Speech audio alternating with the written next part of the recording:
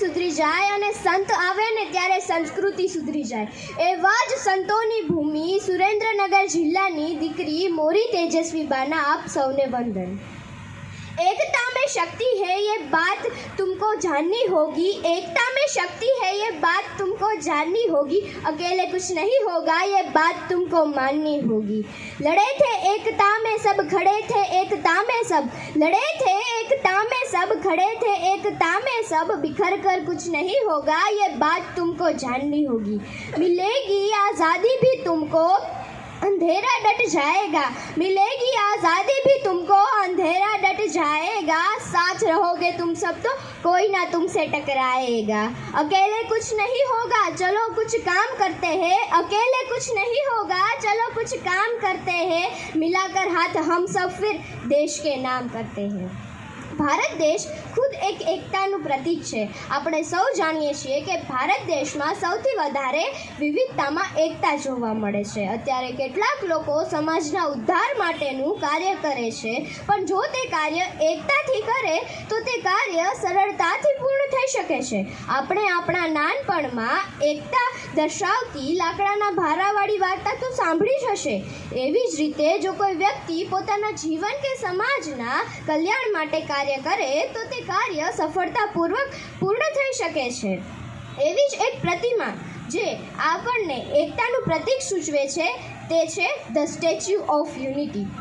Statue of Unity એ ગુજરાતમાં સ્થિત છે એટલું જ નહીં, તે વિશ્વની સૌથી ઊંચી પ્રતિમા છે। તેની ઊંચાઈ 182 મીટર જેટલી છે અને આની મહત્ત્વની બાબત એ છે કે આ સ્ટેચ્યુ ઓફ યુનિટીની પ્રતિમા જે છે તે આપણા ભારત દેશના પ્રથમ નાયબ વડાપ્રધાન ભારત રત્ન સરદાર વલ્લભભાઈ પટેલની છે।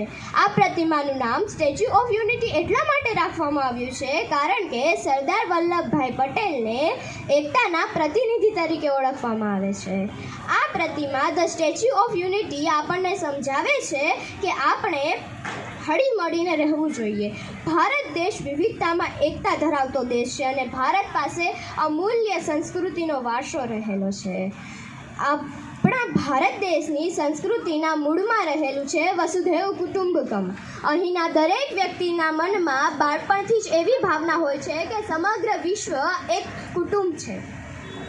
આપણો ભારત દેશ આઝાદ થયો ત્યારે ઈસવીસન 1947માં ભારતમાં 562 જેટલા નાના મોટા રજવાડાઓ હતા।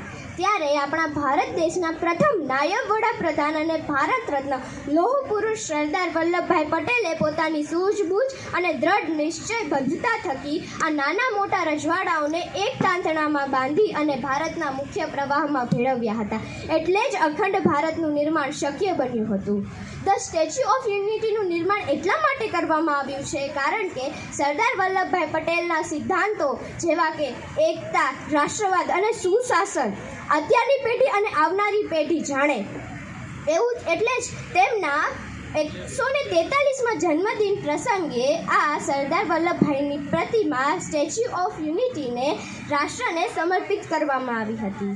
એટલું જ નહીં, આપણા વડાપ્રધાન નરેન્દ્રભાઈ મોદી જ્યારે ગુજરાતના મુખ્યમંત્રી હતા ત્યારે તેમણે 7 ઓક્ટોબર 2010ના રોજ ધ સ્ટેચ્યુ ઓફ યુનિટી પ્રતિમા બનશે એવી જાહેરાત કરી હતી। સ્ટેચ્યુ ઓફ યુનિટી ગુજરાતમાં સ્થિત છે એટલું જ નહીં, તે વિશ્વની સૌથી ઊંચી પ્રતિમા છે। ગુજરાતમાંથી પસાર થતી નર્મદા નદીના કિનારા પર બનાવવામાં આવેલ સરદાર બંધથી 3.2 કિમી અંતરે દૂર આવેલા સાધુ બેટ પર આ સ્ટેચ્યુ ઓફ યુનિટી સ્થિત છે। ખરેખર સરદાર વલ્લભભાઈ પટેલની આ પ્રતિમા ધ સ્ટેચ્યુ ઓફ યુનિટી એક એકતાનું પ્રતીક છે।